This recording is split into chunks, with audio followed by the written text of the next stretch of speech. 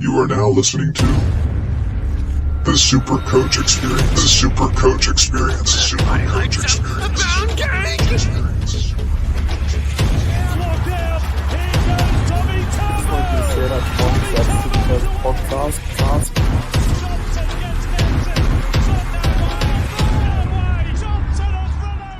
Hey Jake, do you have the feeder?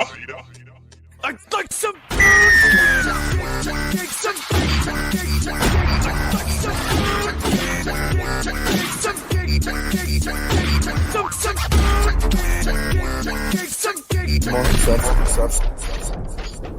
And welcome back to the Super Coach Experience podcast. Yes, you're hearing right. It's Mike hosting this week. Sabs and Jake, the coach is out this week. He's got a bit of a cold. No, he's just working. So they've called in the assistant coach to step up this week. So should be interesting. I actually haven't done a podcast properly without Sabs before. So I'm not doing it alone. I've got Tim, the coach of Villy Armies, on the line with me. How are you, Tim? Awesome, mate. It's nice to they've just done a straight swap, mate. They've just flicked Jake and Brandon out and pulled us straight into the side this week. Yeah, straight from Reggie's, a bit like the Milford and Gamble switch from Did and Croft, maybe. 100%. But yeah, those guys, both Jake and Sabs, will be doing a little bit at the end of the podcast here. Once me and Tim are done, they'll tell you how they went, their trades, and whatever questions we can't get to, because there's quite a few, they'll wrap up for you guys. So we're going to go through the usual stuff that the boys normally, or that we normally go through. So yeah, let's rip into it. So Tim, how did you go last week, and what's your trades moving forward? Last week was pretty good for me, man. I had a decent score. I scored 1372 with a late update with the Munster line dropout kick. So that was a nice little thing. I actually ended up bumping myself into the position of 899. I was sitting about like 950th or something, but that extra 8 points bumped me up quite a fair bit too. So that was nice post the round, I guess. Yeah, nice. A couple of good performers. I mean, I stuffed up the captaincy. I ended up having it on. What did I have it on last week? Munster? Yeah. Well, I mean, I wasn't delighted with it.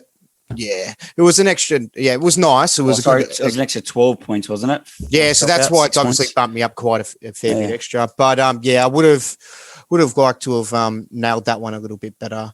But that's all good. We're going forward into next week. Captaincy options was the next question, or was it trades you were asking? No, it was your trade. So what are your two trades for this week? Big trade week. So this trade I'm looking at, number one, is something we were going to touch on a little bit later, which is the Paulo out and bringing in TPJ, which is going to be very contradictory to one of my bold predictions. But I feel that the proposition is a bit of a tough one. So trying to target the second rowers in the props, which we'll touch on a bit later. My second trade, I'm sort of flipping at the moment. I'm still I was going the Watson to Simpkin. I'm a little bit nervous about Simpkin's potential game time, and with the Tigers, not performing as up to date, and with Madge being maybe on the chopping block a little bit, he might hack the side apart. Will Little come into the side? So I'm a bit nervous about Simpkin. Not to say that he's not a great player and he's got great potential or anything like that. I'm just more from the Tigers standpoint. I'm thinking my trade's actually going to be the second one. I think I might skip the Simpkins and just roll with Watkins to 13. I'm thinking my second trade's going to be Staines to Nico Hines. Nice trade. Yeah, I've held on to Staines a bit longer than I probably should have. I kind of wanted to see him get those bigger scores. He's had a couple of games where I've hoped that he would, get that sort of miracle 5 tries, you know what I mean? Just on the back of a great Penrith back line. But it's just too much of a risk, man, to take that sort of 20s out of him. So I'm thinking if it's a smart move going forward, even though I'm probably only going to get, round 8, round 9 and 13 guaranteed out of Nico starting. But yeah, it's a tough call, but I was in the same boat. I wanted to do that trade this week, but obviously couldn't reveal my trades. But do you already own Curran, or are you just not bringing him in? No, I did. I jumped on Curran the week he got named. Our mate, that's right. You got him instead of Condon. Yeah, I wasn't sold on Condon. I wasn't sold on Tapine. So our mate Adrianosaurus Rex sort of suggested, why don't I take the early plunge on Curran? And I just had a little bit of a look at him, just visually. I took a look at his photos just by looking him up, and I thought, hey, he looks like a footballer, looks like a good second rower, he looks tough, and I'm going to go with it. And yeah, he kind of, his photo to me reminded me of Angus Crichton and the sort of Cam Murray look, but with the headgear, that sort of throws you a bit. He doesn't look quite like that as much on the field, but yeah, but he's playing well, mate. I'm happy with that. So I've got that one there. So yeah, that's how I'm able to skip that one. Yeah, man. Look, I like those trades a lot. I feel the exact same way with you about Simpkins, but yeah, definitely. I really like the Hines, even though like he's going to make a stack of cash, but at the same time, from those probably 10, 11 and 12, he probably goes back to the bench. And if he goes back to the bench, he probably loses that money he makes. But I think, yeah, look, he scored 98 last week, and I think he'll have some big games starting at the fullback. So I think it's a great tack for points this week, especially if you're a Tedesco owner and you're holding Tedesco. I think having Hines, at least you can still play three fullbacks technically with having Laurie as well. So, yeah, no, I like it. That's the thing I like about it, mate. Yeah, just the extra fullback that you've got there for that 3 rounds, because it's obviously the out and out position that you're going to get great points from. And if it's just a swap for Pappy in that position, not for Super Coach in the fullback role, but for NRL. And he's got, I expect him to score around the 80s to 100s consistently when he's starting. So at that price, it just seems like a really, really nice option. 100%. With the Simpkins, though, the tough thing about not going him is I did like the cash it was going to generate me, from going down from Watson to Simpkin, and having just a bit more flexibility with the CWT trades that I could have made. So so that means that, I'm kind of limited. Yeah, my trades have just sort of narrowed me to sort of made my decisions simple for me and just told me what I have to do by, sort of identifying one of the trades that I want to do, which is Paulo to TPJ, and then it's a tough one, man. It's a tough one. But, yeah, I think I wouldn't talk people out of Simpkin, but I've just got a funny feeling that he might not pay off long-term as much as we'd like. Yeah. All right. Well, over to how I went. So, yeah, pretty average week on my thing. Like, I thought it was a good score, but my big mistake last week was not reserving Sam Walker. That really cost me. I played Staines. So I already have 4 good centre wings. And I played a 5th centre wing in Staines as a move because I thought he'd score really well. It didn't work out. I didn't get to play Sam Walker instead. So that cost me like a good, 100 points. Yeah, roughly. 100, exactly, yeah. Yeah. Walker 125, Staines 25. Yeah, so I only played, I only got 12-14, but nailed the captain in Tommy Turbo. Happy with the purchase. Happy with that trade. So yeah, I dropped about 1,000 spots, and I'm at 10,715. So I'm still narrowing in. I'm still winning a lot of the cash comps. I got a big win over Timmy in the not you, the Timmy Williams. Yeah, Timmy Williams. I got a big win over him. SP Supercoach Playbook. Playbook. Yeah, so that was a good one. But other than that, moving forward, looking to my trades this week, I'm thinking very similar to you. So my plans originally were to take the double TP in Currans and Simpkins, but I agree with you. I don't want to sell, like my plan was to sell Schuster, but he went out and had another massive week. I can't sell him. I think he could be an easy step up to someone like Luai or Sean Johnson or someone else to run 2-gun 5/8. But also, if he can keep this up, I don't want to sell him. I'll hold him for that second buy. You can't tunnel vision just round 13. Like, you want to put up good numbers, but you don't also want to screw yourself over. He's a gun. He's a gun. Yeah, if you've got to use all these trades to flip good to the next buy round, it's really going to hurt your overall pursuit. So I'm skipping Simpkins because I don't want to sell Watson either. I'm trading Watkins to Simpkins. Yeah, I'm getting a stack of money. I get 300K, but I'm also doing a buy player of 13 to another buy player of 13. Yeah. Watson's still getting like 50 in base, and the attacking stats, like I know Fitzgibbon's not in the 17 this week. He's on the 21, could come in, could take a bit of minutes. I'm not sure, but I still think Watson's good for about 50. And if he gets attacking stats, he's 70 plus. At this stage, I'm not playing him this week, but I think it's handy the fact that they're playing the Roosters. If Tedesco's ruled out, I can put Watson straight in. So I think it's important to look ahead of the plan there. So my trades, my first one, I've actually agree with you here. I've got in TPJ. I think he's a massive priority this week. Not going double cheapies. I can bring in a gun like that. Mm-hmm. I didn't have the money to do a full complete upgrade because I got no for a win last week with the cash I made from the Pappenhausen trade. I've gone TKO out. Now, TKO out, I know there's been a few questions, what to do with TKO and all this kind of stuff. Big 100 break even. I think even if he plays or he's playing on the bench, if he stays in that side, he won't play his big minutes. I think with a rib injury, I'm pretty sure it is. It's a very painful injury and it's all pain tolerant. So I can tell you, mate, I did one in our odds tag, man, and I was no good. I couldn't play. You know what I mean? After I did one and it was a very minor injury. I only just fell on a football. But I'm a small, very framed man. But if he's taken a big hit, it's very tender there, man. Yeah, so you're pretty much a week to week prospect. Yeah, so yeah, I like that, man. I'd get rid of him for sure. Yeah, it's just the thing is, I think it'll be a handy purchase for the second buy round, and he's going to come down in price. I just want to, he's been doing really good, but the fact that this week is, I can't afford to play like last week because he was ruled out. I had to play a Toika Manu, and that got me 23 points, and that really hurt me as well. So I need to have two front rows that will play. I'm holding on to Paulo. We'll get to him when we talk about the front rows of, if you should hold or sell. But yeah, TKO to TPJ, that doesn't really cost me anything. It's almost a straight swap. And that my second trade, I did want to do Staines to Hines.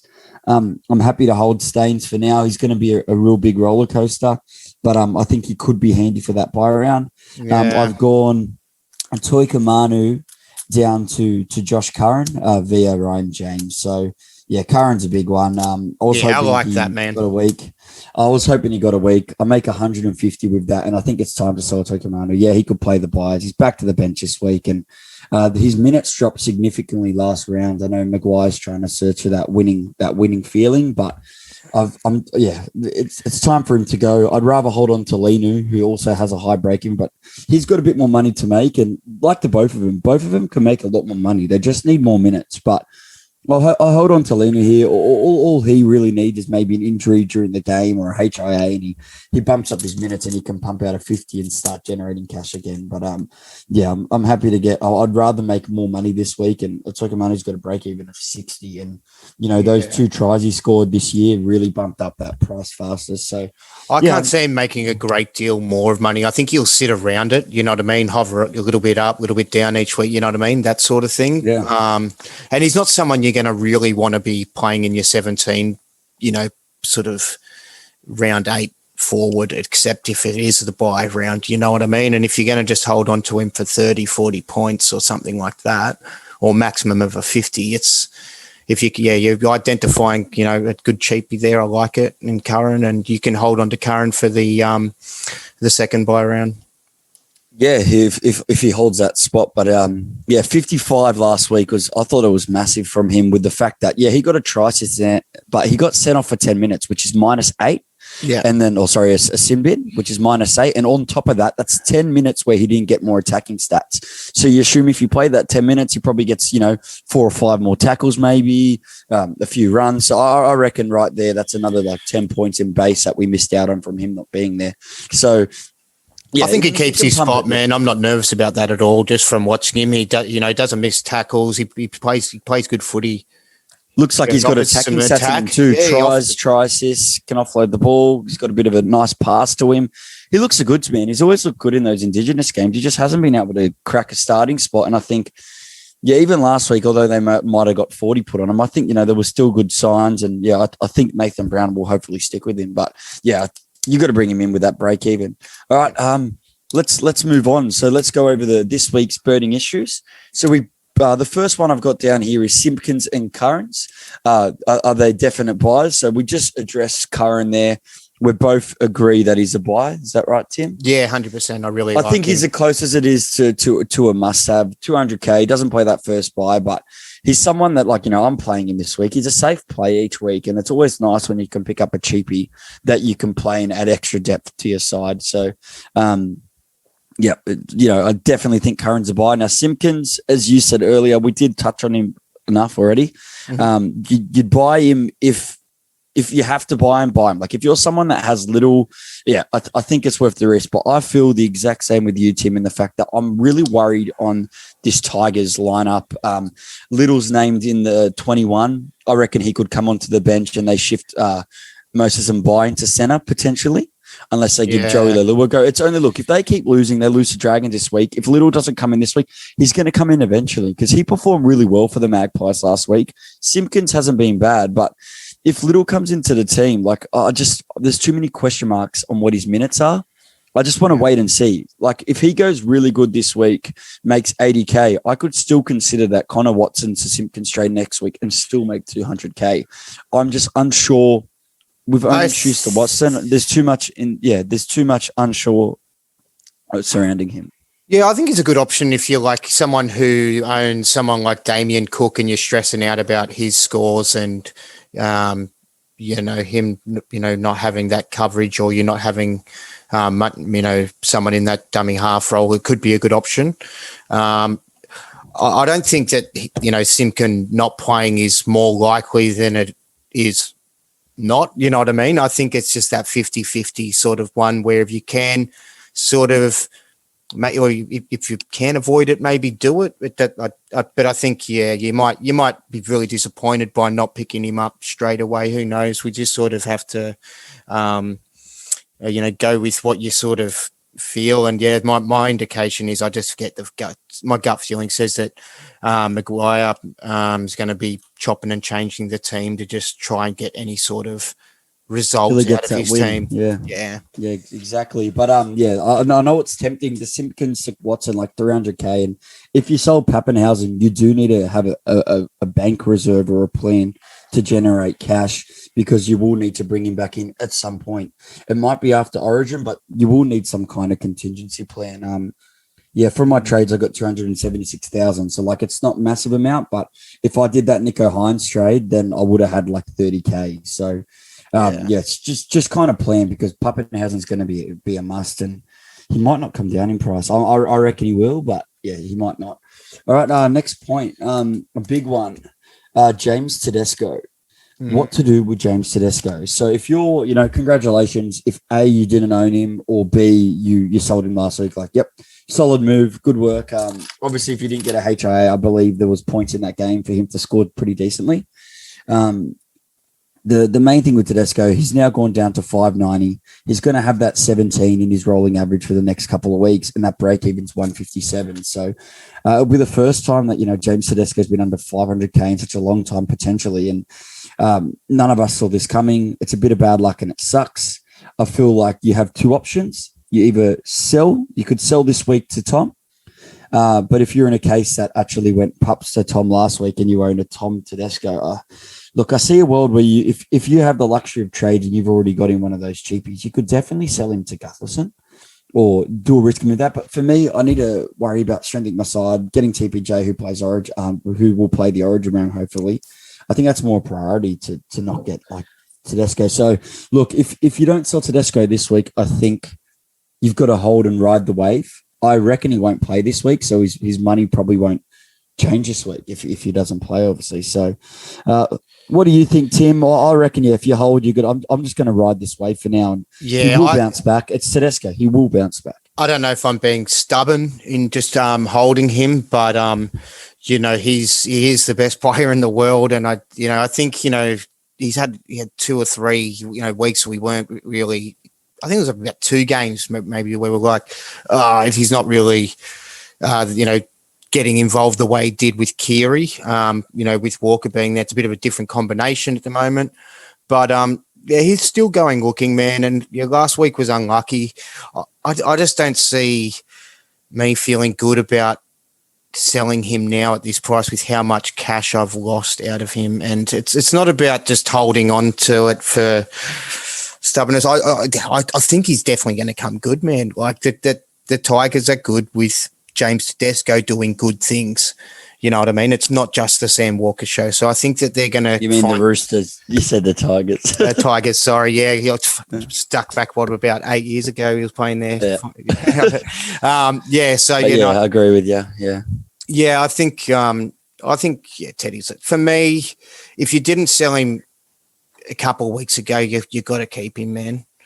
Look, I understand the people that are going to Gutherson. That could be a huge points move if you've saved trades. If you haven't saved trades and say you sold Pappenhausen to Tom last week and now this week you're going Tedesco to Gutherson, like I understand a lot of people think you need 2 high-scoring fullbacks. Yes, that may be true and be good for points, but that's a lot of trade you're doing with fullbacks. Then you're probably going to have to get back Pappenhausen. You then might decide to get back Tedesco. That's a lot of trades wasted on the fullbacks, and you've got to start planning for buyers. Like Gutherson might be selected for Origin. He might not be. I think he won't if all the other guys are fit.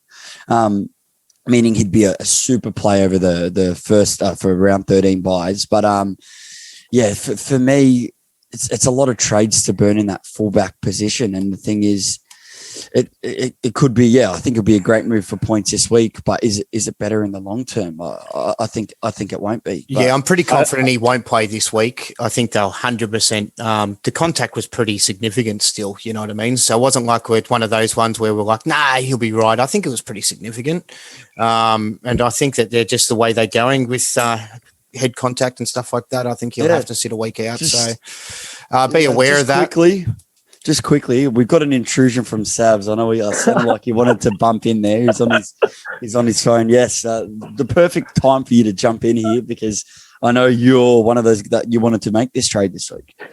Yeah, for sure, guys. What's up, guys? It's a bit weird being on this side of the fence in the podcast, but I'm very happy for the Supercoach experience to evolve and have its co-hosts host the show. So I'm very excited to listen back on this and hear the chat. I think I listened in at the right time though, because I'm doing the Tedesco to Gutherson trade this week. Now, I remember last season how we were all considering it was pretty much like a fullback. What was the word we used? It was a rotation policy where we would trade in fullbacks dependent on their draw and then trade them out when their draw toughens up. I think Tedesco with Sam Walker in the side fits in the category where he's probably going to be better against the weaker opponents instead of just being better against everyone, if that makes sense. It's a fair call. And there are some weaker opponents coming up very soon. There are, but also Sam Walker, like what's he scored since Sam Walker come back? Like 39, 17 on the weekend. I know that was HIA. I don't think he will. I don't think he will play on the weekend, which is why I'm selling him, because I really think like if you're not getting 2 gun fullback scores, there's a difference in like 100 points, really, because they're the golden positions. How many captain scores over 100 have you got from a fullback, from a Pappenhausen or a Tedesco earlier in the year? Like, and even Tommy on the weekend, like, there's just too many good fullbacks to pass them up. What do you reckon, Mike? Yeah, I just said what I reckon. I wouldn't do the trade personally. I agree with everything you said there, but the main thing for me there is if you're in a position that you haven't saved any trades, it's going to hurt you. You're spending too much on that. Where example, instead of myself doing that, I considered the trade, but instead I'm bringing in TPJ. I'm strengthening another side. That's also planning ahead for the buy rounds. But example, if Tedesco's not out this week, my plan is I get to play Connor Watson, and that's still another 55-ish points. So I think if you're going to not do what you're doing and grabbing like a Gutho, then as long as you're playing still a strong 17th person, if I had to play like a Ryan James instead, then maybe my better move would be to do another fullback trade this week. But I definitely see it working points wise, but I'm not sure if in the long run, it might hurt burning that trade there. It's a bloody tough one, isn't it? It is really tough. Like there's an argument. I mean, and you can't really be just on one side of the fence. I think in this debate, have the debate with yourself on both sides. You know what I mean? So whether you actually make the trade or whether you don't, you agree with the person that's making the trade. And if you don't make the trade, you sort of agree with the person that is, if that makes sense. So yeah, for me, I just don't like the look of Gutherson in my side. They just don't like visually. I don't like it. I love the guy. I love his little dances. I love his post-try little, hip thrusts and stuff. I'm all about his samurai haircut. And he's hungry, man. He's all about attitude. He's an attitude player, and that's great. But I'm just all about those players in fullback that have that finesse. You know what I mean? And Teddy's got finesse. Ponga's got finesse. Turbo's got finesse. I'm missing one of the finesses. There's 4 of them. You can make Happy. Yeah, that's right.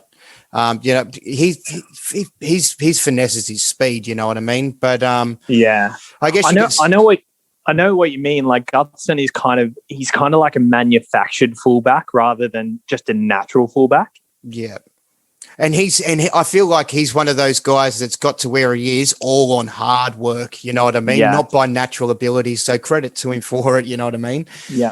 There's probably plenty of blokes out there that should be playing fullback for Parramatta that didn't make it, that had much better natural ability or whatever, you know what I mean, coming through, but he probably worked harder at it. So, agree. Just on that point while we're still on it, I'm sacrificing possibly copying TKO's score off the bench or Utakamano if TKO is ruled out late. And I'm also, I was going to shore up my centre wing this week, but like this trade is getting in the way of the rest of my side. And can I give you some advice on that? Because I had a situation where I got out Schuster a couple of weeks ago, like 3 weeks ago, I think, to rush in Luluai and have Luluai, Jerome Luai. I think I always pronouncing the name wrong. It's a pretty short name. And Munster there. And in doing that week, it made me have to run a couple of really cruddy plays when the right play for me was to neaten up those, holes and weaknesses that I had in my front row that week. So I was forced to play, like, I think that week, Linu, and he got like, 19 minutes or something, you know what I mean? It was just, so if you can have a strong 17, you don't necessarily have to have 2 fullbacks for 1 week. If you're looking at the rest of your guys and their matchups and going, well, yeah, they're ticking boxes. But then if you're going to have 2 massive holes there, just to have one other guy that's going to get you 80, or maybe it's against a dog. So let's be fair. Could be 130. Yeah, I don't know. You're expecting. I don't like having holes. Duffo to make it worth it, but I don't like having holes. Working, Savs. Yeah. So if you've got you want to add on that, Savs, because I reckon we move on from the Tedesco Gutho talk. Yeah, no, that's all right. Move on from that. I feel like if you can't make a decision from that, well, then it's probably not a decision you should be making. Yeah, trust your gut. We're always bigger believers. This is a total gut one. Yeah. Yeah, cool. Are you sticking around, Savs? I think I'll be heading off shortly. I'll listen in for a bit, but I'll catch you guys later. Thanks for jumping on for that quick pup. Great timing, and I'm sure you will hear Savs at the end of the podcast from Jake. So for sure. Have a good episode, guys. Cheers, bro. All right, so let's go to the next point. Sticking to fullback. So we've got Pappenhausen. So the issue I wanted to bring up, if you owned Pappenhausen still, so if you didn't sell him, which there's a lot of them, do you think he's a sell this week? Would you hold or would you sell? So just to add a bit more information to that is that we've heard from the NRL physio that he now could potentially be out for another 2 to 3 weeks. So he could possibly miss next week. So we might not see a return of Pappenhausen until round 10. Yeah. I would have felt if you think he's going to play Origin, then he'll miss 13 as well. So you're only going to get round 11, round 12. If you didn't sell him last week, what would you do, Tim? Would you? Well, yeah, I would have felt heaps better about having done that trade last week, which I did do with a lot of other people as well. But yeah, I think it is the move to make. It's kind of sounds contradictory because, you know, Teddy's going to be up for a week, but I think with Pappy, it's just the price is so much more significant. And that's the factor that comes into play. So holding Teddy, you know, at this point, you're not losing that money by selling him, but selling Pappy at this point, when he's not playing and having that much money on the pine, I think you can really strengthen your side up and aim to get him back after Origin. I think that's my goal. I think I would consider the trade this week. Definitely, if you know, especially if you had Pappenhausen and Tedesco, you're going to have to.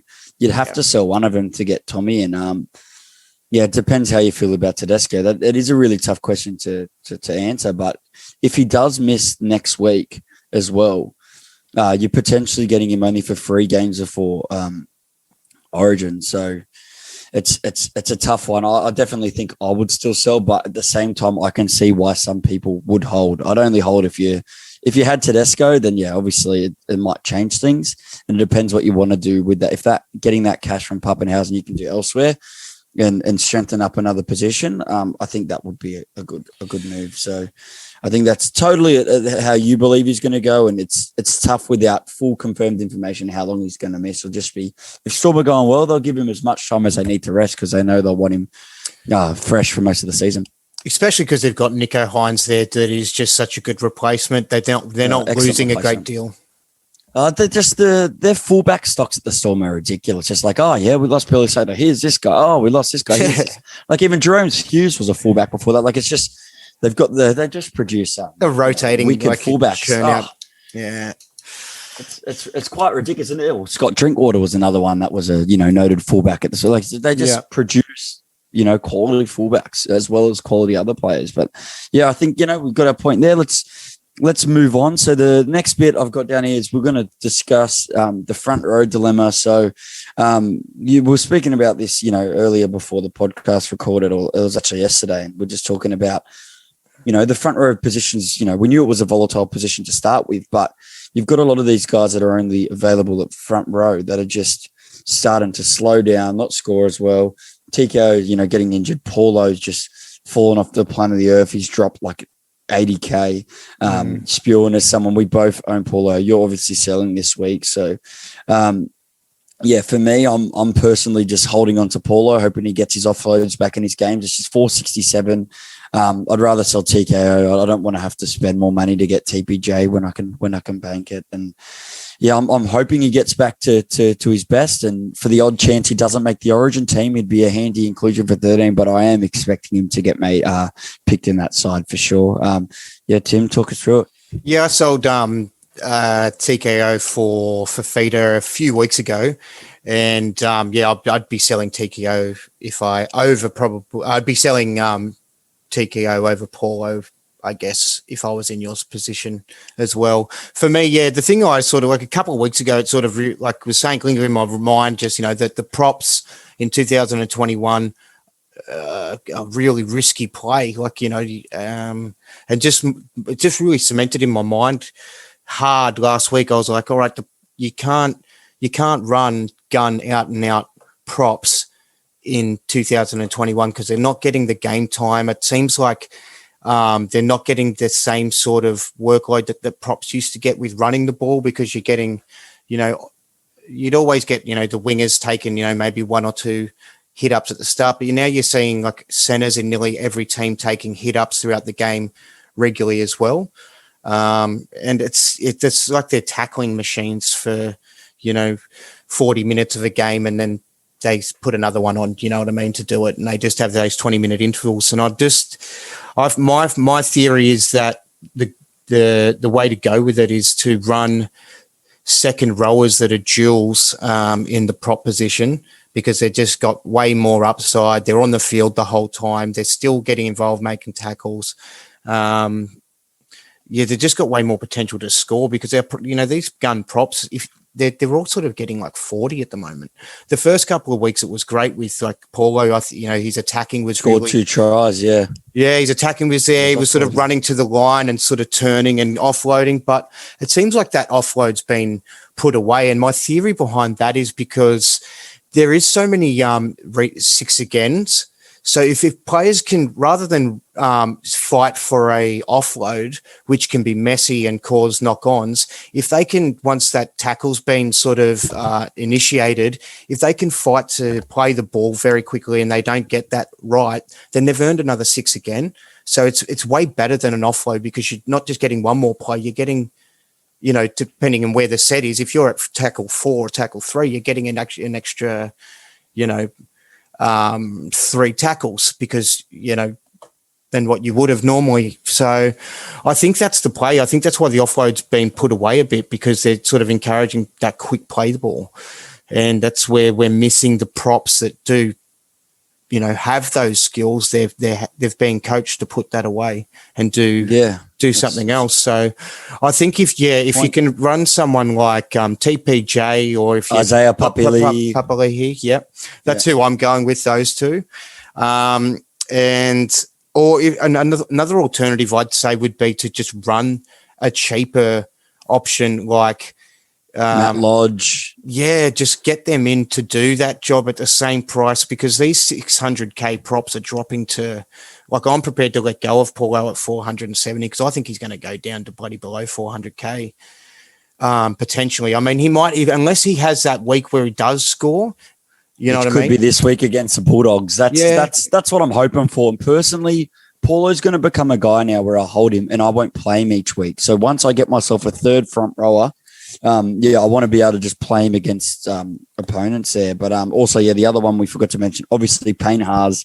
He's someone that you get in that front row, you can lock him in, and he's the exception to that. I think for sure, he is a prop that, regardless, he has a big motor. You know what I mean? So they can sort of have him in bigger stints, and he's just got that he's got a different body to a lot of the other guys. You know what I mean? He's got that sort of big palm, and he's athletic, and he's kind of quick. You know what I mean? So he can make the line breaks. The big thing with Payne Haas, just quickly while we're talking about him, is he's only owned by 6%. And with all the trade options this week, he's actually a really big pod move. In the top 10, he's only ranked in at number 10 with 2,509 to be exact, people bringing him in. So that's only going to put his ownership to about 10,000 players, which would only see roughly, I'm guessing, about 8%, 9%. That's huge for Payne Haas. He pumped out 78, and I think the Broncos are really going to want to try and stick it to the Titans in the battle of the Queensland. It's it's a battle of whatever you want to call it, but battle of Queensland. The big brother, little brother sort of scenario. Yep. Yeah, and maybe they want to stick it to David Fifita, who I think will personally be out for blood against the Broncos. And well, that will get to that in my bold predictions a bit more too. But me too. Something I did want to touch on with Payne Haas. I think the reason that people are going, I think TPJ, is going to be a popular go this week, because of his high score last week, because he looks like he's locked in that position. Third at the moment. And I think the preference is because they're at a similar price. I think is that people are identifying TPJ is going to play you that round 13 where Payne Haas won't because of Origin, and he's going to get and the fact, that's TPJ's put his hand up for New South Wales. He might get selected if he goes absolutely nuts in the next couple of weeks. I think it's too stacked to fit him in. Like, there is definitely a chance he does, but I think Fittler would be crazy to pick him with some of the guys you'd have to leave out instead. A lot of predicted teams don't have Isaiah Yeo in the side. Like, surely you'd pick a guy like him over TPJ just off the fact that they're in a red hot cracking team. But definitely. The front row dilemma. I like that topic. Also, another one that you could slot in there that I kind of like is Fisher Harris. He's been doing great. He's only getting about 50 minutes, but I think he could be another front row, second row player. You look at the buys if you think attacking stats are going to increase. He's someone I'm looking at because he's similar price to TPJ. I prefer TPJ, but he's someone also there that I like as maybe like a third front rower, especially for the buy round. Just wary on that for myself, just because I've got so many bloody Panthers, you know what I mean? And we're both Panthers fans, and it's, you know, you like to see them do, but just, I don't like having, I've already got a few, man. Like when I say a few, double that. So, I'm only playing 2 at the moment of the 4 I own. So I don't know why, but I can see what you're thinking there. All right, let's move on to the next dilemma. So what to do? We briefly touched on these, but I want to bring it up as a topic. So what to do with players where their break-evens become a bit higher, some of these cheapies. So just to rattle off a few, we got Staines, Atoikamanu, Linu, Teague Wilton. So Teague Wilton's been dropped to the bench for the return of Wade Graham. Whether or not that happens at kickoff, we're not sure. Linu, his minutes have been real down. Like we thought he'd get like 30 plus. He's been in the 20s, his minutes. I can't believe they're not giving him more work, man. I don't know if they don't trust him. Do they think he's risky? I don't know what. I just don't understand it. My topic, and I think the reason I think it is if you actually watch, like I've gone to every single Penrith game almost, all the home ones for sure, and I've been watching it real closely. Example, the last game, Penrith got off to a 10-0 flyer.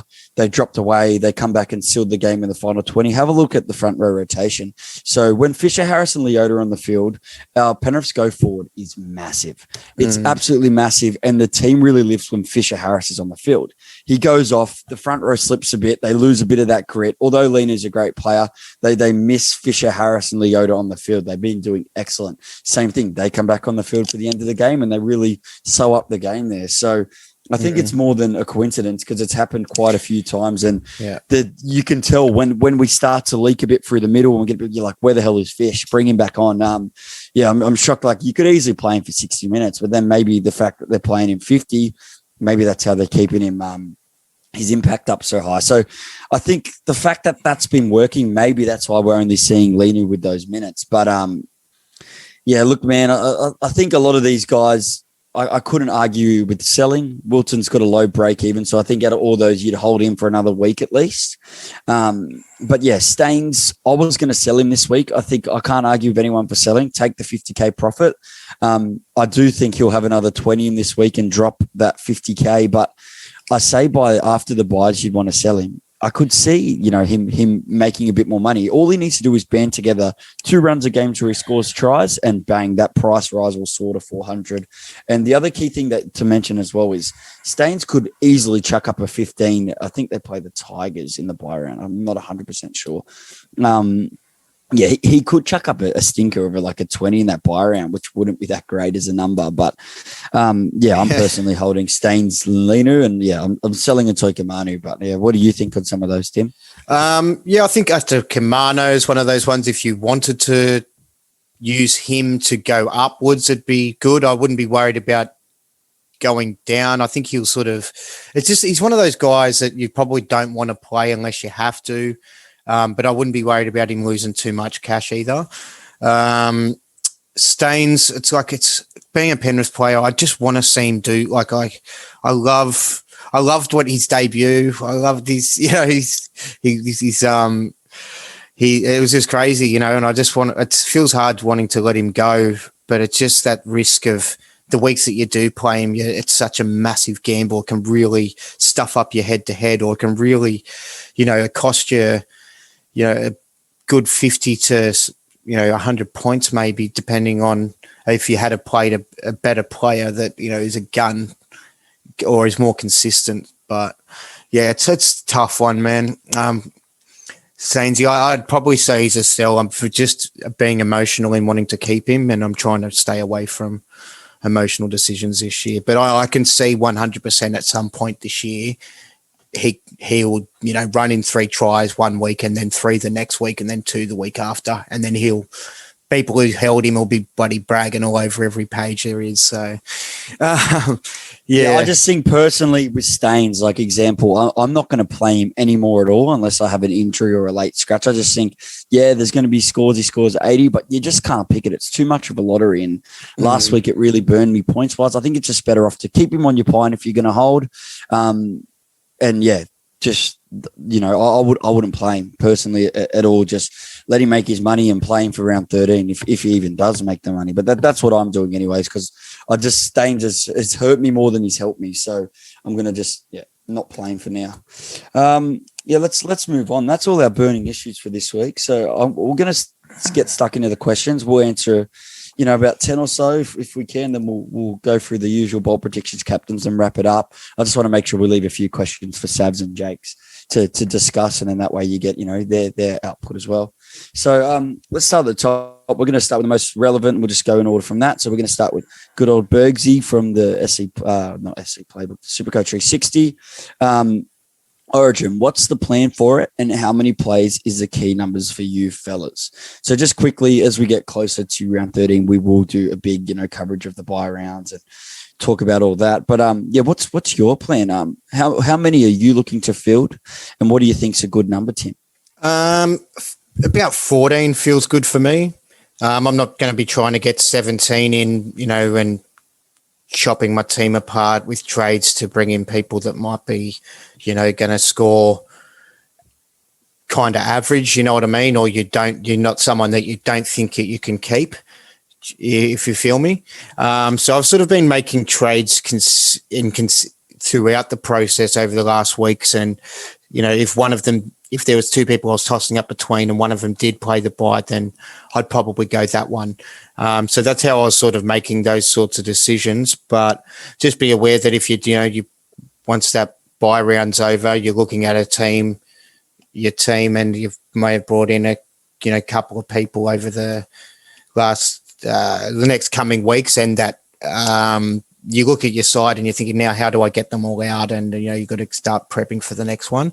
So I think it's just about having a bit of balance and trying to have a bit of coverage in place for both buys. But for me, 14's good. I'd rather have 14 decent ones that or that I think that will score well than 17 with 5 or 6 of them that you can't really rely on too well. I think you want to aim for 13 minimum. I think you're going to need to rock up with 13, but personally, depending on where I'm floating around, like I'm floating on this 10,000, for me to do a big jump, I'm going to have to rely on the buys. So that's going to be my best case, the last ditch effort for the overall as well. I think it'd be handy if I can take a 10 out of 10 for my league for leagues on that round. I want to go for that because that's going to be great for cash comps too. So I'm going to try and field a minimum of 15. And if I can field 17, where I think I can flip and turn that around into not screwing myself over for that following buy, I'll try. I don't think I'll be able to. There also have to be, decent options. But if I take that route, I understand that I'm going to burn a lot of trades, but maybe that's the risk I take because, I want to have a killer buy round. So I'm going to aim for 15 and 17 if I think it is durable.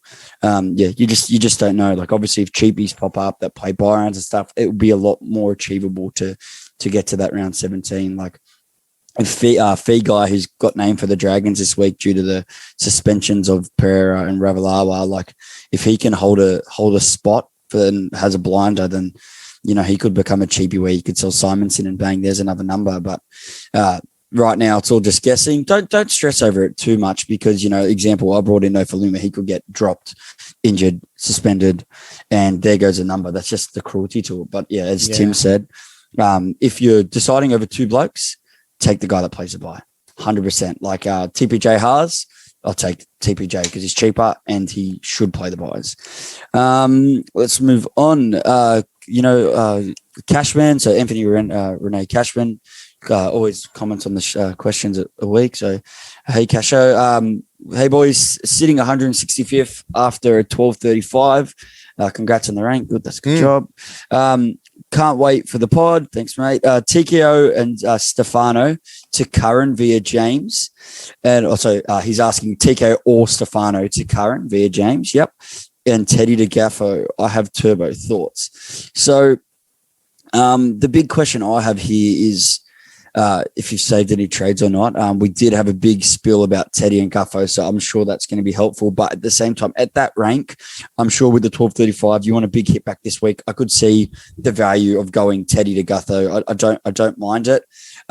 It's up to you. Like I'd sold Stefano and TKO this week. So I think if TKO, with TKO, if you're worried that he's going to not score too well on the bench, and if you don't sell TKO, I think obviously via Curran, he's going to have to probably play whichever one he doesn't sell. So maybe that needs to come into who you play. But if he's coming off the bench to TKO, they're going to start with Sammy Walker kicking, and they're not just going to. I can't imagine then they'd go, all right, well, you're on the field now, Takiaho, you can have the kicks back. You know Unless what I mean? Sam Walker misses a stack, which he's been doing. So I don't mind holding TKO. I think he'll be crucial for that next buy round. Just in my case, I don't want to have the same drama of playing Stefano, who's back to the bench. But I'll just say with that rib injury, I don't reckon he plays the same minutes. If he was fully fit, I think he plays similar minutes off the bench. But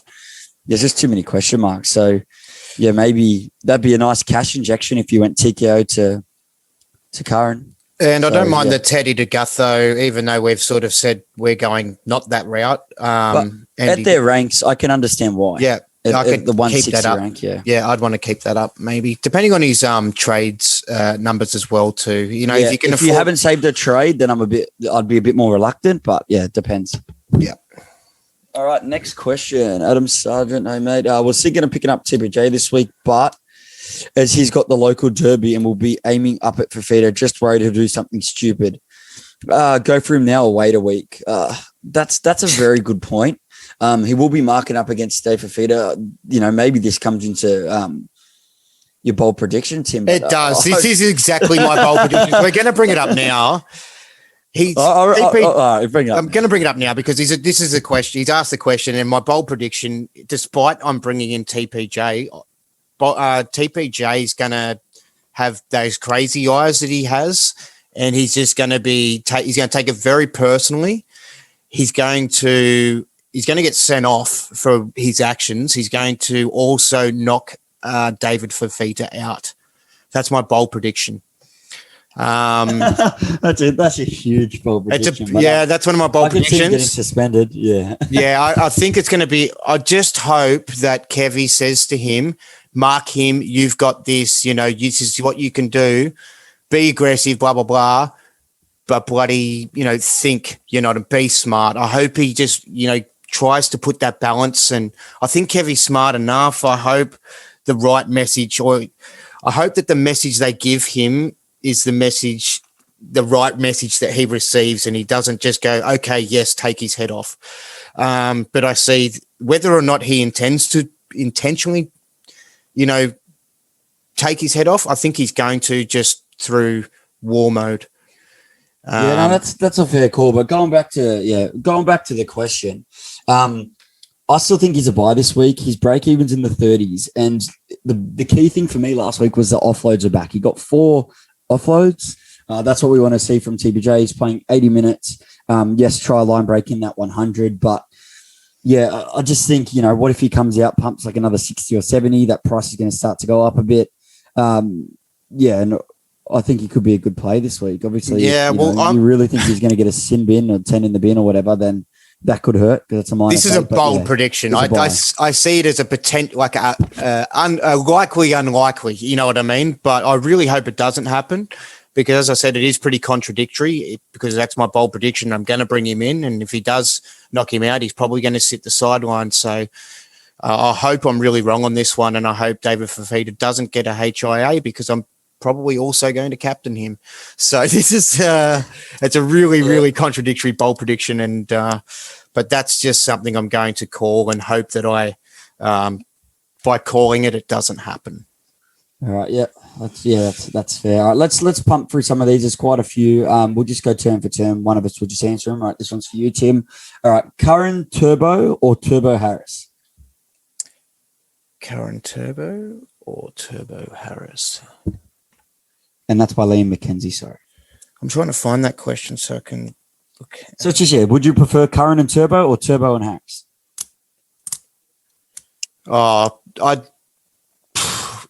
It depends how strong his second row is. If he's got 3 strong second rowers, like that are gun second rowers, then I'd go Curran. But if you have, 2 good second rowers or only 1 good second rower and a couple of average ones there that aren't, scoring consistently well, I'd probably pick up what's his face? What's his name? Buddy used to have long hair, now has short hair. Tory Harris, that's the one. Yeah. So yeah, depending on your second row, man, go Curran if you're strong in the second row, and go Harris if you're weak in the second row. Yeah, I'm easily Curran Turbo there. Yeah, just the fact that it's the money generation, get Harris later. You'll probably score similar. Chris Moody, should the guy who killed Hitler get a statue? Yeah, probably. That's my little brother, by the way. Chris Moody, of course. All right, there you go. All right, next question. Zach Olslar, this one's for me. All right, how do you handle the origin period? Looking at the tree. So, looking at the draw between round 13 to 18, some guns will likely miss 3 to 4 games due buys, and how close their teams play after an origin. Would you look to trade these players out, or just hope they get back up? So, obviously, with this, count how many guys you've got that this would affect in your team, and there'd be some guys that you would sell. So, example, in teams that are doing really well, they might opt to rest. I wouldn't sell Nathan Cleary, but example, they might rest him. They might rest a Tedesco. They might rest, especially Tedesco and Pappenhausen that have picked up head knocks and little niggling injuries. I could see their coaches resting him for an extra week after Origin as well. So I don't hate it. Probably sell them closer to Origin depending on who it is. But yeah, I would definitely look into selling some of them, because I think that's the best way to make up numbers as well, especially if they're going to miss it. That could take a big hit on your team. All right, for you, Tim, Jackson, Bramley. Yep. Yeah, did you want to comment? I was just going to say, my little brother did have a genuine question he hasn't posted here that he had asked me, and I wanted to get your thoughts on it, if that's all right. Yeah, all right, go for it. Look, he's not ranked fantastically, and he's thinking about moving on Dylan Walker in his 5'8" position to Adam Dewey. And you mean Cody Walker? No, Dylan. You said Dylan Walker, but in 5'8". Does he have duels? He must have. Yeah, that's what he sent me his picture. He used to have that, and now, yeah. So he wants to do Walker to Dewey. Unless it's I'm assuming that's what it was. Yeah. No. I don't like Dewey, even though he's got the buy coverage. But too much money, too much question with Tigers. Yeah, and Dylan Edwards, man, if you've got him, he's a great pod. He's been doing great, and he'll play that round 13 buy if he doesn't re-injure that injury. So Dylan Edwards, no, he doesn't have Dylan Edwards. Oh, Dylan Walker, you're talking about from Manly. Yeah. No. If you've got money to do a trade, I think you've got to take a gun. Yeah, exactly. I was trying to talk him into that one myself, but yeah, I just want to get your thoughts on Dewey more so. His other idea is he's looking at moving on Alex Johnson to Garrick. What's your thoughts on Garrick? I don't think he's a keeper. He's got a low break even. He's kicking goals. Manly are doing right, but there seems to be a lot of other people that are well ahead of him. Yeah. Yeah, I wouldn't do that trade at all. Garrick, I do like, and he has been doing really well. I think he was a great draft. He's a great draft pickup, but I think he's cost a bit too much now where he doesn't play the first buy round, and you should be targeting the key center wing target should be Nofaluma, Brian Kelly, Bradman Best, Zach Lomax. They're the guys you'd be spending your cash on. You can really, I think it's important to have 4 genuine gun center wings for this buy round, because this first buy round, there is a huge stack. And, add Brian to that mix if he doesn't make Origin. So, I think you want to load up with 4 big center wings for that week. Against some depleted sides, it'd be a huge play. Would you go Kelly or Hines?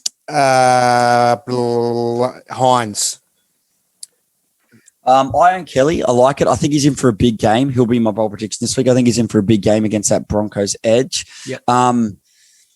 I think the better trade there would be Kelly for overall, because overall he'll be a better trade if, obviously depending on, suspensions, injuries. Playing nearly every week. Trade. Because, Hines, you're only getting, probably 3 rounds out of him depending on Pappenhausen. I do like that Hines trade, but I'd take the guy that you can probably hold in your side for a lot longer than one that's only. I think you should go Kelly as well, especially just because he has scored kind of average the last couple of weeks. I just think that players like that then are due. So now that I think he'd be lucky to pick him up now and not have got those lower scores over the last 2 weeks, and then have done well with him this week and the weeks going forward. Yep. All right. Let's move on. We'll do 3 more, then we'll leave the rest for Savs and Jake. Jackson Bramley, keep Teddy. and grab Curran or go Teddy to Gutho. So we have covered that. I think we've spoke enough about that to not to talk about that one. Listen to the start, and I'm pretty sure you'll get your answer there. I'll give you a Luke Muke. Is fixing the this is a great question for you. Is fixing the busted front row position, Tiggo, Tino, Stefano, something that you can afford to do this week with Teddy out and Curran this week? What should be my top two priorities? Tim? Yeah, that's my priority. I've got Teddy, and I'm happy knowing that. Well, I'm not happy knowing that he won't play, but I'm content, that he's probably not going to play this week, and I will only have one gun fullback. And I think the priority is getting out people like TKO and Tino, particularly those gun full props that aren't performing well. Paulo as well included. Stefano, I think we can hold on to just because he's a little bit lower price still. But those guys that are sort of around the higher 400s to 500s that should be worth 600. I think you need to get rid of them before they. Yeah, he's got to get rid of one of those three for sure. If they're your three front rows, and if you're fourth one's leaning, I think you need it. You get one for sure. And I'd go TKO over Tino too. Is Tino back or what's? No. Tino's suspended, so I'd sell Tino over TKO if you had to hold one. Because I think TKO, plays that second buy. Oh, then again, Tino will be in the Queensland side. So I'd probably prefer selling Tino there. Last one. Sorry to guys we can get to. Savage and Jake will cover most of them. Stuck on trades, 3 options. Current for one of host Stefano Walinu and TKO or Stefano out for Haas, TPJ or Tohu. Well, last one, Teddy to Turbo. So I'll go over it there. I understood it pretty well. Take Curran for sure is what I'd do there. And I've personally done Stefano to Curran if you got the duels. Then again, host is a bit of a stick in the mud, and Stefano does play the buy, so I'd probably go host out of that. And for Haas, if you can afford it, I don't hate the Stefano to Haas, and TKO to Haas. TPJ. I've done TKO to TPJ this week. We've already both discussed that we prefer TPJ. Then again, Teddy to Turbo. I'd probably take I think you need Turbo, low break even, big for scores. I'd lock that in for one trade and go Curran for the next trade. Sort out the front row trade the week after. Go Tim. And then part of me is I'm almost talking myself into Huss now. I'm just worried about the TPJs. The suspension factor, and I think this week could be the week that he does go a bit silly. But Haas is reliable, you know what I mean? He's not, and he's a pod at the moment. He's a huge pod. Like TPJ's at 10%, but he's getting brought in by 7,000, so he'll shoot up to around. He's owned by 12,000. He'll shoot up to about 20% this week, which is still not a bad ownership for a TPJ. But get the pros and cons list out on that one, I guess. Yeah, because you get the origin factor to consider as well. There's a lot of different things. So yeah. All right, thanks for those questions. All right, we're going to basically wrap it up. So Tim's already kind of spoiled what he's going to do, but let's hear him. Let's hear you. First and foremost, let's quickly go captains. Let's go. Who's your captains this week? Your vice, VC and C. Okay, so my VC is going to be for Feeder, just to be careful. And I think the out and out C on him could be great because I think he's going to want to really be like, yes, this is what you had, and look at how bloody good I'm going now, and wear it and just really, really stand up in this game. So I think he's a good captain option, but just because I've got that weird little feeling about him getting bloody knocked out, I've got the VC on him. But that means that I would then need to if I was going to VC him, I'm going to lose playing one of my gun second rowers to have to loop because that's my only NPR is in the second row position. So I don't love that. So I'm thinking more towards just hoping that the feed doesn't kill it too well where I have to loop him. And I'm going to captain Brian To'o this week.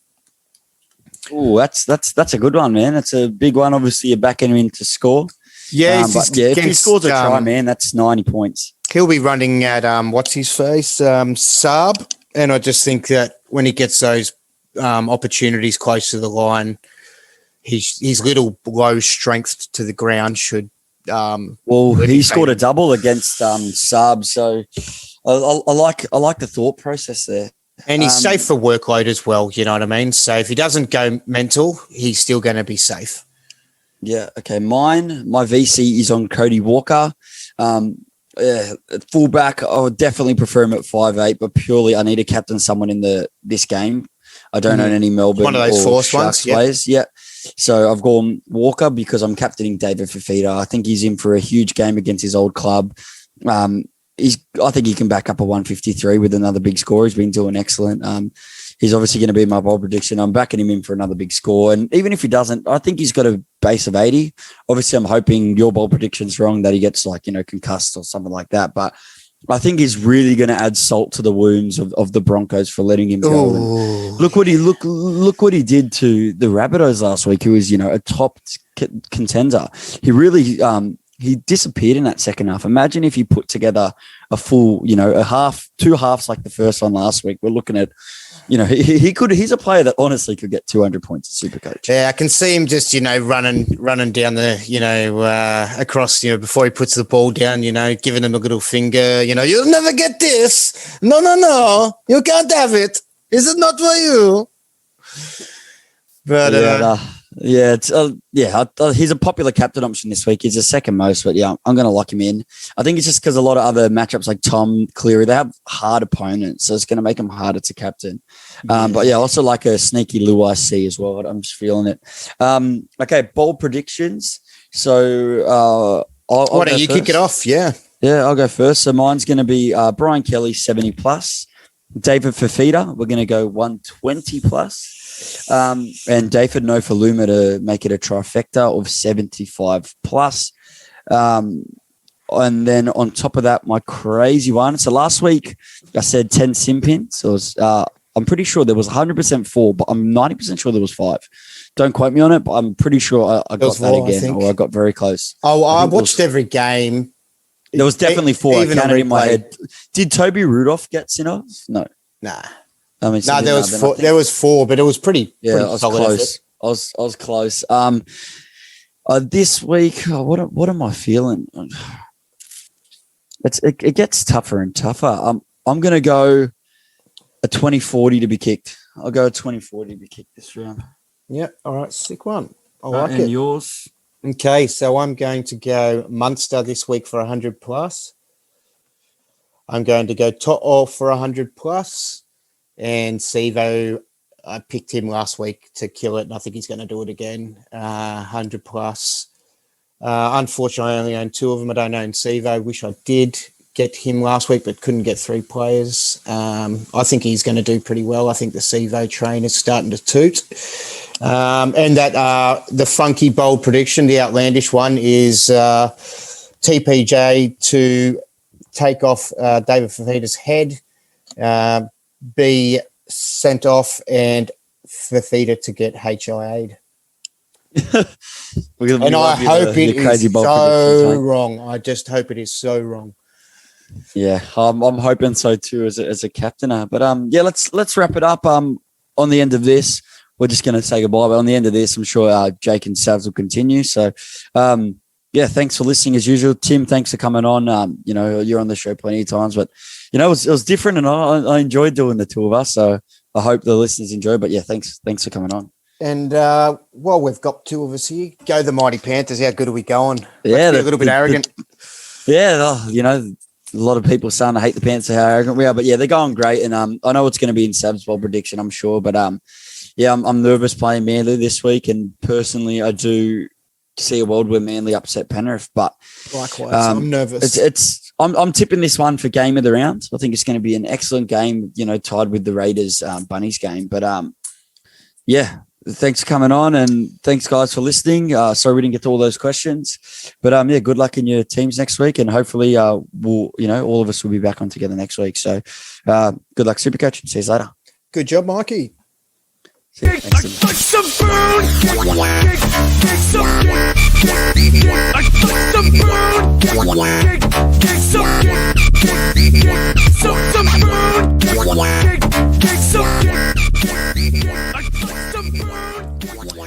And welcome back to the Supercoach Experience podcast. I'm your host, Brennan Savage, the coach of the Savage Turbos. We are fresh off a stint with Mikey and Tim. They held the fort for 67 minutes, and me and Jake are going to hold the fort for the last 13 minutes. Tommy Turbo has been rested late in the game, and Cade Custer's come on to finish off the game and not score any more points. And also Lachlan Croker has come back onto the field in Jake, the coach of Ramian Noodles. How are you, Jake?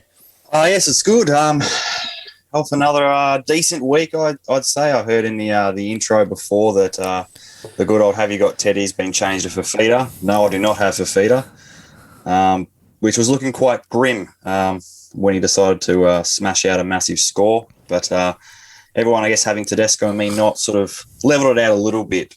But I'm looking forward to continuing on. And hopefully Mike and Tim, have gave us enough of a lead that we can carry on. Yeah, for sure, because there's going to be some points put on us late in this game because it's only going downhill from here. So that's the first time they've actually run the show together, especially Mikey.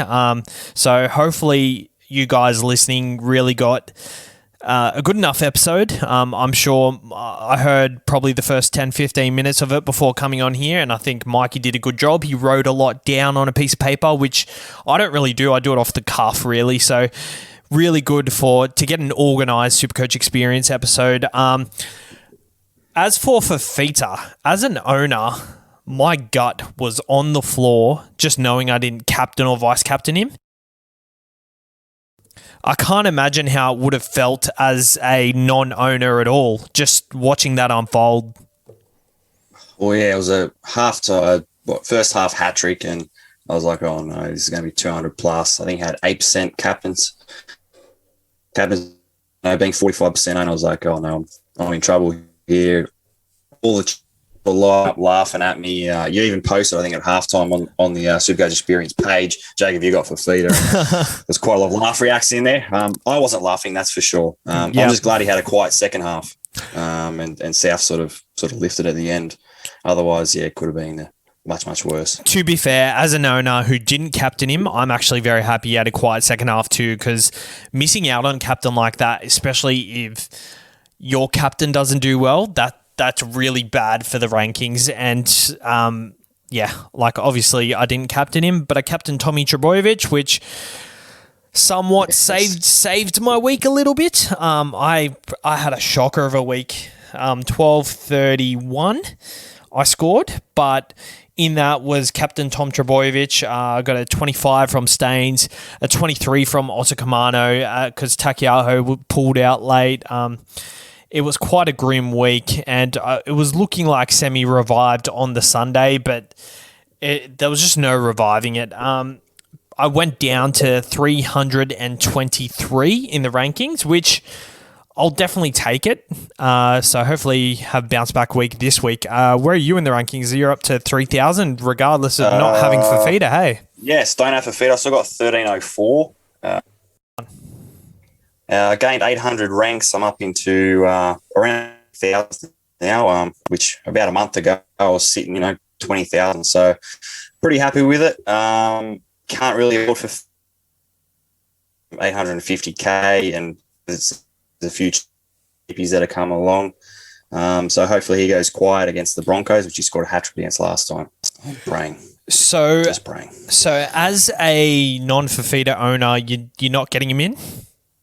No, I mean, I probably could move, I guess, Pappenhausen around to get him in, but I think at this point I'm just sort of just wait it out, I guess. I mean, can he continue to give this sort of output? I don't think so. Well, yeah, that's one of the reasons I didn't captain him last week, because I was just like, there's no way he's going to score another hat-trick and score a big ton, maybe later in the season, but not so close together to the last hat-trick. So, it's really tough. And as an owner, you're really expecting him to get them 2 or 3 tries to score big. He can do it on any given week, but yeah, you just got to choose the week. So moving on to our trades this week, what are your trades going into this week, Jake?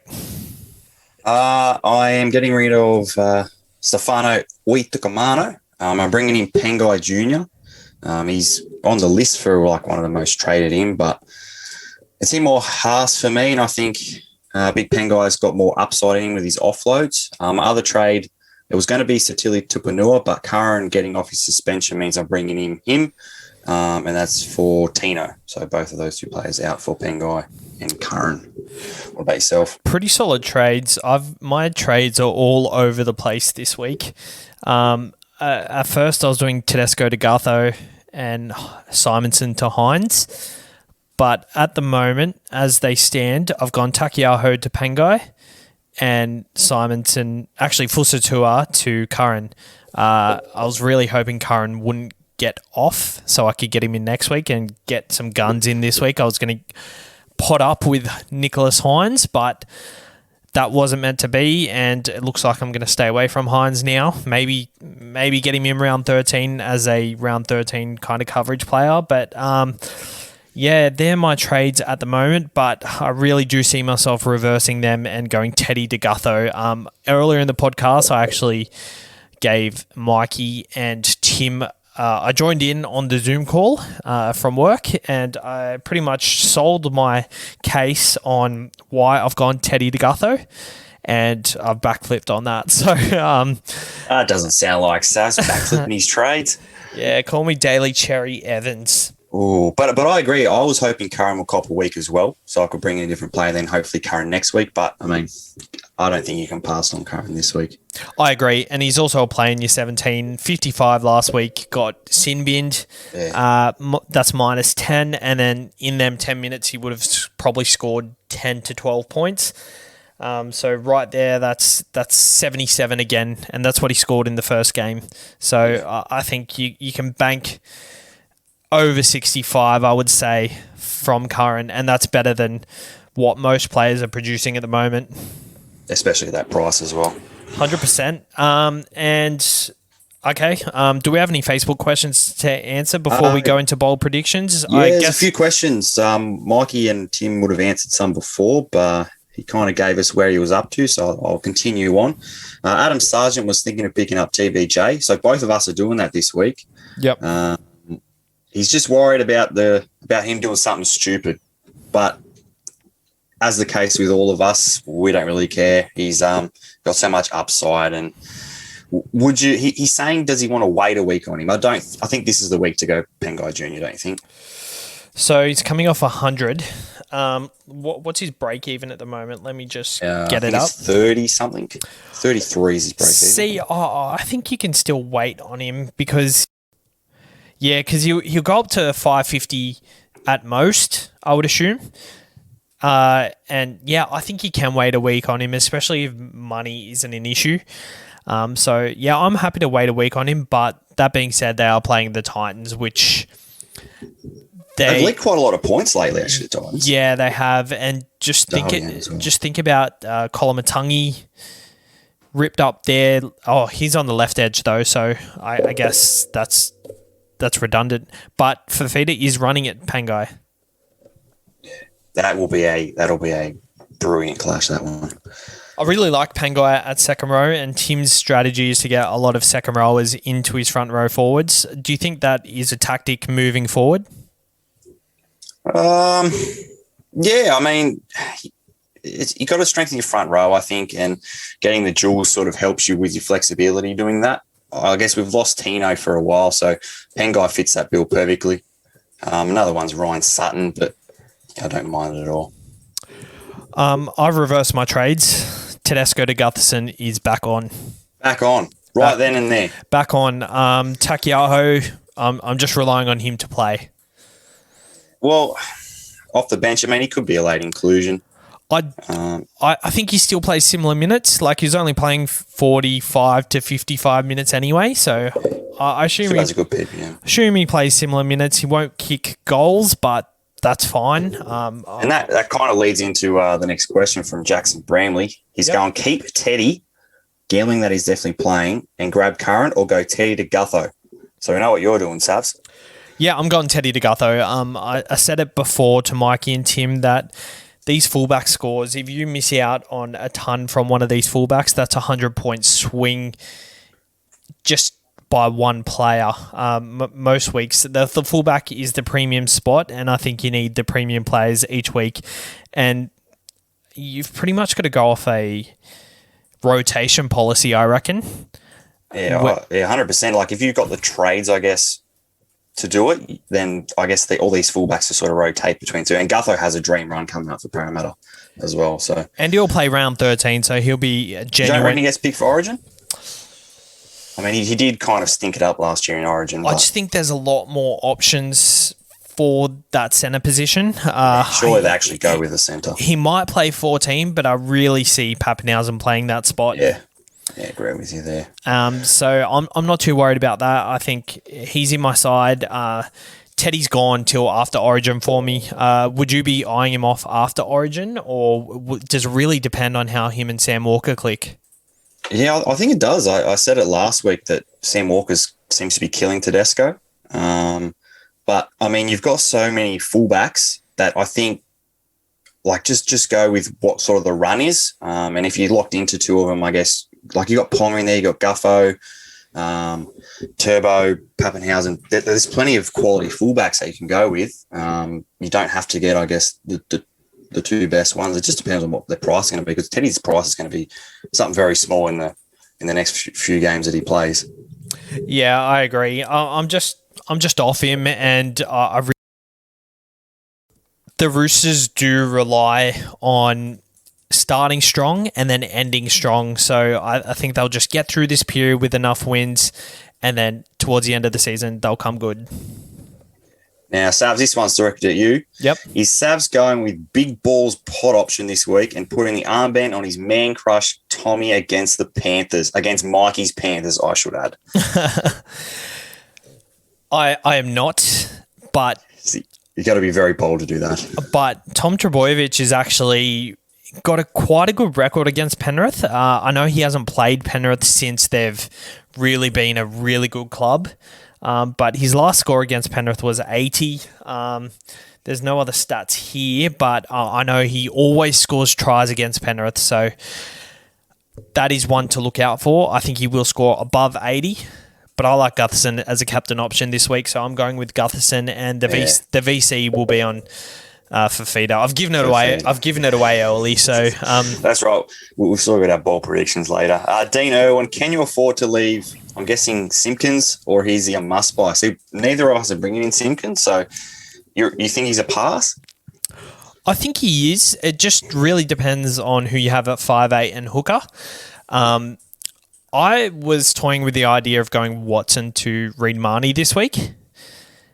I really like Reid Marnie and like that round 13 coverage that he brings. He looks like another premium option, probably more premium than Jaden Brayley is. But I mean, he's the top scorer in hooker at the moment. Yeah, exactly. Massive scores. Better than Cook, and Cook's absolutely producing garbage.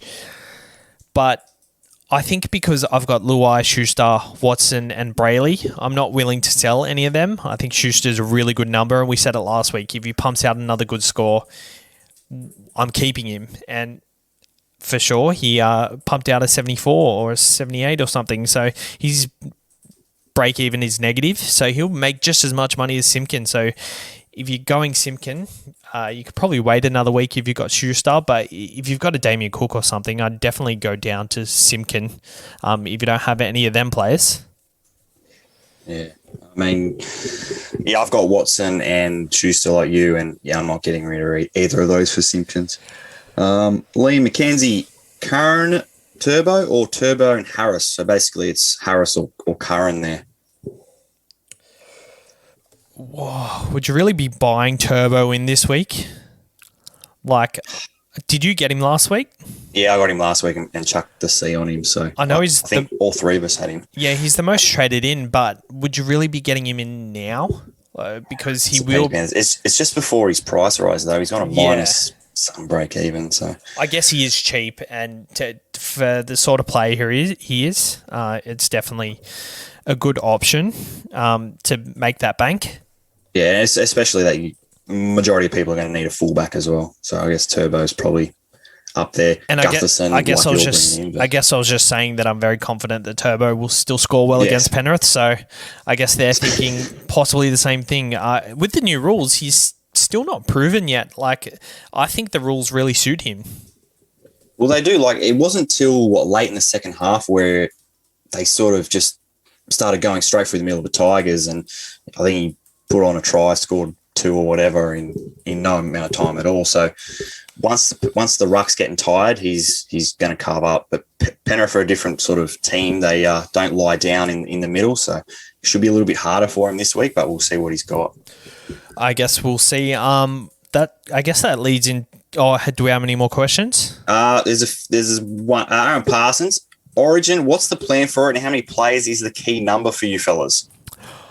I'm honestly just thinking about it all the time. That's all I'm trading in, players who are playing round 13. I know I traded in Tommy last week, trading Karen this week, but round 13 is always on my radar at the moment. Yeah, you saw your gun moves. You're sort of looking at buy plays that will give you the coverage over that as well.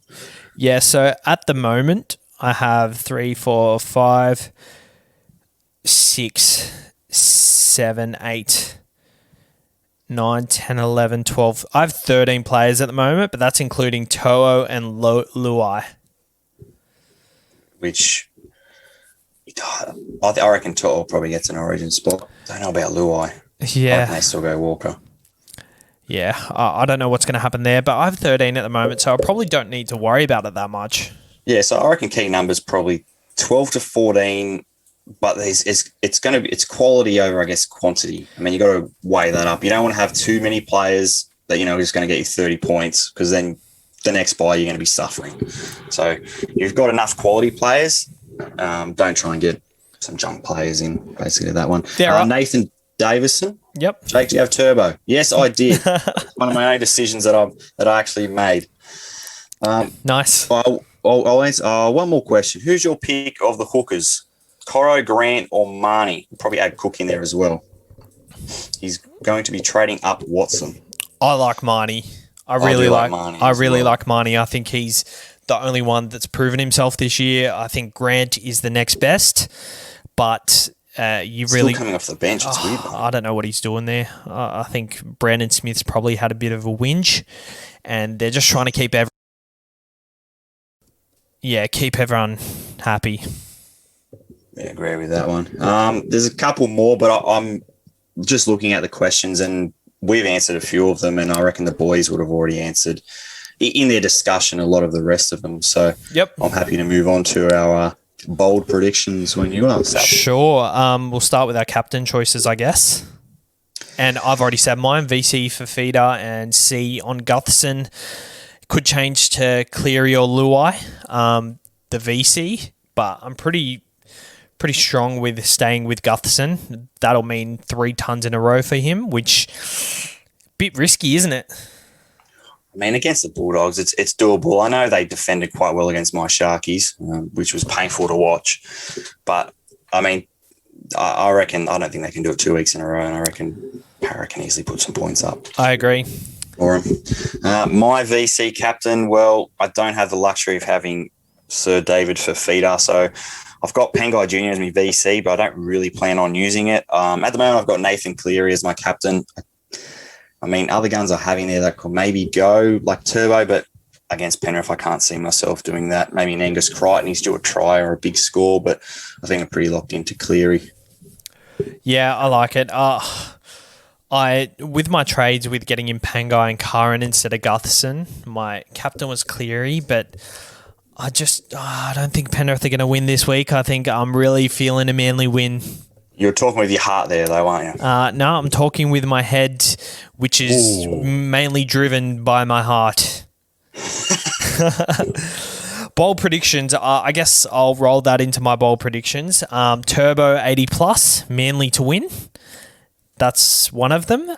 Cleary under 70, so I guess if I'm going with that, he shouldn't be my captain. Hines 70+, Nico Hines. Gutho and Marnie 100+. Oh, you've thrown a lot in there. Yeah, I'm not because going to quite put that many. I didn't put a crazy one in there. So Well, I think Manly to win. Look, to be honest, I was actually going to throw Manly in my crazy one at the end, but you've already done that, so I'll have to go something different. Yep. For my bold predictions, we're going to go Zach Lomax, who I brought in last week instead of Curran. I did see that. What made you go with that? Just sort of how I was going to do my trades this week. Yep. In my plan. So, I mean, I got him a week early. He stunk, but he's got a good run now. So I'm going Lomax. He's going to go 90 plus. I'm going to go Munster to ton up against the Sharks. Yep. And I'm going to go the returning 5'8", who I started with, Anthony Milford, to go 70 plus. I like Good it. old Milford's back. Throw in a weird one. Oh crap! Yep. See, I was going to go Manly as well to cause an upset. I'm going to go Broncos to put 30 plus points on the Titans. Not beaten by 30 plus, but score 30 plus points. Wow, that's pretty bold. I reckon the Broncos win this one. So you've got Broncos 30 plus on the Titans, Milford 70 plus, Lomax 90 plus, And Munster to ton up. against Sorry, the Sharks. I didn't write them down, so I've got to write them down so I can do the little graphics for them. Just before we go, your boy Dylan Brown, 57 with nothing. I know. Can he get something, please? Dylan Brown, something this week. Don't put him in your bold predictions and he'll I'm come not. good. Yeah. Yes, that's exactly what I've done here. It worked with Cam Murray, so hopefully it's worked. Yeah, it's worked with Dylan Brown. surely he's your try or at least a try assist Something. because he's scoring quite well. Yeah, without doing nothing. All right. Well, thanks for coming on for this little stint at the end. It's a bit different, but we got through it. Yeah, and a big shout out to Tim and Mikey for carrying the fort at the start. We didn't have to do all the tough stuff, so good on them for getting through all the tough yards, and we just finished it off. For sure. Enjoy your Supercoach week, lads, and enjoy. Good luck, everyone. Would anybody like some pound cake? I'd like some pound cake. Some cake. I'd like some pound cake. Some cake. Some pound cake. Some cake. I'd like some pound cake. Some cake. I'd like some pound cake. Some cake. I'd like some pound cake. Some